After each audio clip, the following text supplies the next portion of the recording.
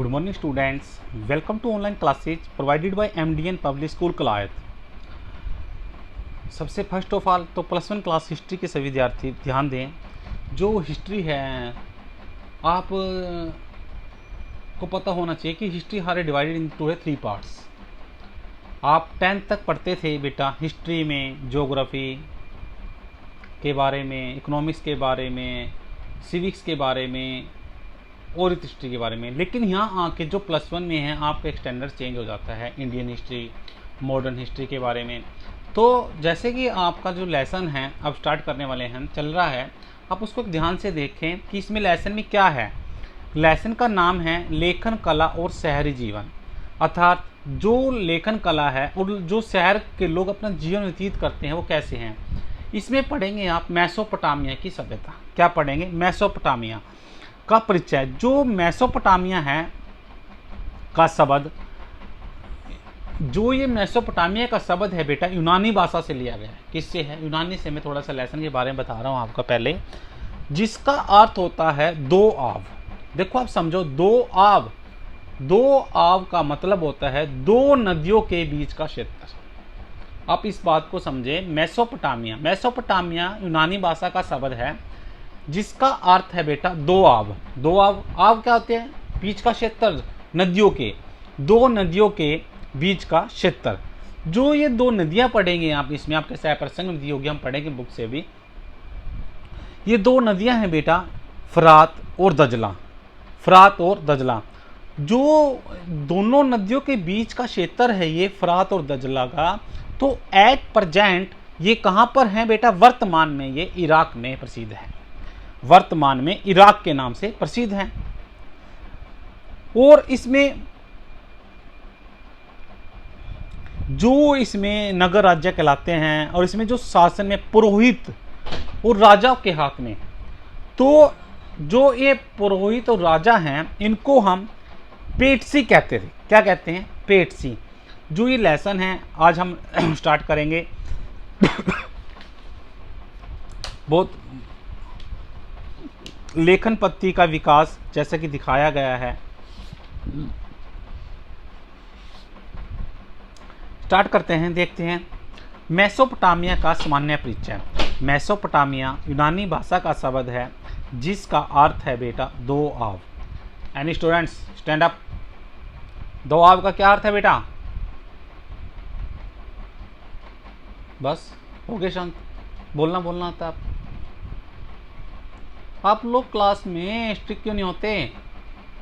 अभी बताया है ना, 30 स्टूडेंट्स में से 10 ने हैंड्स रेज किए हुए। नथिंग बेटा, ऐसे नहीं चलेगा का। आप भी सीरियस होके पढ़े। मेसोपोटामिया यूनानी भाषा का शब्द है जिसका अर्थ है दोआब, अर्थात दो नदियों के बीच का क्षेत्र। इस प्रसंग में यह फरात और दजला नदियों के बीच का क्षेत्र है जो वर्तमान में कहाँ प्रसिद्ध है? Stand up. यस, इराक में। किसके नाम से? इराक में। जो वर्तमान में इराक के नाम से प्रसिद्ध है। यह एक के बाद एक कई प्राचीन सभ्यताओं का विकास हुआ। इनमें सबसे पुरानी मेसोपोटामिया के दक्षिण भाग में विकसित सुमेर की सभ्यता 3500 ईस्वी से पूर्व 2600 ईस्वी की पूर्व है। यहीं पर सबसे पहले शहरों का उदय हुआ। इनमें सबसे प्रसिद्ध नगर, जो इसमें सबसे प्रसिद्ध नगर है बेटा वो है एरिड, उरक, लगास तथा उर। ये अंडरलाइन कर ले सभी विद्यार्थी, बड़े इंपॉर्टेंट हैं। जो इसके प्रसिद्ध नगर हैं बेटा वो क्या क्या है? एरिड, उरक, लगास तथा उर हैं। ये नगर राज्य कहलाते हैं। ये नगर राज्य कहलाते हैं क्यों? जिसके शासन पुरोहित राजाओं के हाथ में थे।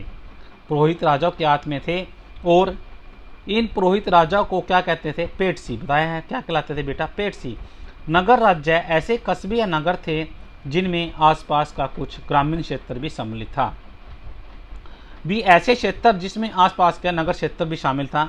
इन नगर राज्यों में अद्भुत विकास हुआ, परंतु यह परस्पर संघर्ष रहित थे। कहते हैं इनमें डेवलपमेंट तो होती रही, परंतु ये स्ट्रगल में भी परस्पर संघर्ष रहित रहते थे, संघर्ष करने में ही विश्वास रखते थे। लगभग 2600 ईस्वी पूर्व में पड़ोस के एक नगर राज्य अक्काकाद के शासक ने सुमेर के राज्यों पर अधिकार कर ले। इसको अंडरलाइन कर ले। नगर राज्य कौन से थे? अक्काद। अक्काद वासियों ने सुमेर की सभ्यता के मौलिक तत्वों को भी ग्रहण कर लिया। और एक विद्यार्थी ध्यान रखे, जो भी बॉक्स में क्वेश्चन है इसको अच्छे से पढ़े, भी बात को जो लिखे। सामी लोगों को यह इसलिए पढ़ा क्योंकि बाइबल के अनुसार वे नोहा के पुत्र शैम के वंशज थे। अंडरलाइन कर लें, बहुत इंपॉर्टेंट है। बाइबल के अनुसार वे नोहा के पुत्र शैम के वंशज थे। आजकल इन लोगों में यहूदी और अरब लोग माने जाते हैं। 2000 ईस्वी पूर्व इस क्षेत्र में बेबीलोन नगर महत्वपूर्ण बन गया। नए सामी विजेताओं ने इस नगर को अपनी राजधानी बनाकर बेबीलोनिया सभ्यता की नींव रखी। बेबीलोनिया का अर्थ है बेटा देवद्वार, गेट ऑफ गॉड। क्या है, अंडरलाइन कर लें, बेबीलोनिया का अर्थ क्या है बेटा, देवद्वार। यह मेसोपोटामिया की एक दूसरी महान सभ्यता थी, लेकिन इसमें बहुत सारी बातें सुमेर व अकाकाद सभ्यताओं की शामिल थी।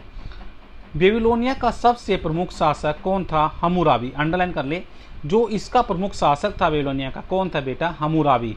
इसको भी अंडरलाइन करें। उसने भिन्न भिन्न राज्यों की एकता को सूत्र में बांधकर एक संगठित राज्य की नींव की। क्या कहने का तात्पर्य क्या है, जो बेबीलोनिया का सबसे प्रमुख शासक कौन था, हम्मुराबी। वो सदा ही क्या चाहता था, सारे के सारे राज्य को एकता के सूत्र में बांधकर उसको संगठित करना चाहता था, और उसने उसकी नींव भी रखी संगठित करके। हम्मुराबी ने अपनी प्रजा के लिए एक विधि संहिता बनाकर सारे देश में एक जैसा लागू किया। क्यों, उसने राष्ट्रीय एकता की नींव रखी और उसने सभी के लिए एक जैसा कानून भी लागू कर दिया। बेबीलोनिया 3 शताब्दियों तक संगठित रहा, फिर यह राज्य भी नष्ट हो गया। तुर्की क्षेत्र से आने वाले कसाई लोगों ने इस क्षेत्र पर अधिकार कर लिया। जो तुर्की क्षेत्र से आने वाले कसाई लोग से इस पर अधिकार कर लिया। ये घुड़सवार सैनिक थे। इन्होंने पहली बार युद्ध में लोहे के हथियारों का प्रयोग किया। इन्होंने पहली बार क्या किया, युद्ध में लोहे के हथियारों का प्रयोग किया।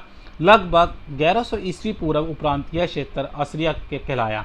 क्या कहलाया, असीरिया, क्योंकि यहाँ असराई लोगों ने अपना राज्य स्थापित कर लिया। क्यों कहलाया, क्योंकि जो असीरिया लोग थे उन्होंने अपना राज्य स्थापित कर लिया था।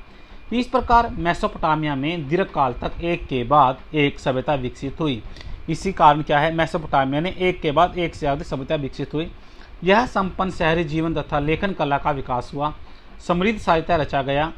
गणित और खगोल विद्या में यहाँ के लोगों ने उल्लेखनीय उपलब्धियां प्राप्त की। क्वेश्चन पूछा जाता है कई बार, कौन से विषय में, खगोल और गणित के विद्या में। यहाँ की प्रथम ज्ञात भाषा सुमेरियन थी। कौन सी थी बेटा, सुमेरी या सुमेरियन। बाद में इसका स्थान अक्कादीन ने ले लिया। कालांतर में लगभग 1400 ईस्वी पूर्व के आसपास से अरामिका के कुछ क्षेत्र भाषाओं का भी विकास हुआ। अरामिका का प्रभाव आज भी इराक के कुछ लोगों की भाषा में देखा जा सकता है। वस्तुतः यह भाषा 1000 ईस्वी पूर्व के आसपास काफ़ी लोकप्रिय हो चुकी थी। आपने जैसे कि लेक्चर 1 में पार्ट 1 में कुछ पढ़ा है, मेसोपोटामिया का सामान्य परिचय हमने लगभग पढ़ ही लिया है। आप सभी विद्यार्थी इसको अच्छे से रीड करें, कल के लिए आपका ये होमवर्क भी रहेगा। वैसे तो HBSC के जो स्टूडेंट है वो अपनी साइंस की एग्ज़ाम की प्रिपरेशन भी जरूर करें बेटा। ये ना समझे क्यों आपका एग्ज़ाम वो भी इंपॉर्टेंट रोल होता है आपके लिए, लेकिन उस पर भी आप थोड़ा सा समय इस बुक पुस्तक के लिए रीड करने के लिए ज़रूर दें। लेकिन मैं तो ये कहता हूँ कि आप 70-80% जो आपका समय है आप अपने एग्ज़ाम के ऊपर जुट जाएँ। क्यों, इस पर आपका विषय भी टिका है और हमारे स्कूल का रिजल्ट भी आपका नाम भी रोशन करने वाला है आपके पिताजी का। आप इसी कारण सभी विद्यार्थी अपने साइंस 10th की एग्ज़ाम की भी तैयारी करें। उस लेसन को +1 क्लास के स्टूडेंट्स हिस्ट्री के हैं जो इसको रीड करें। Thank you, have a good day.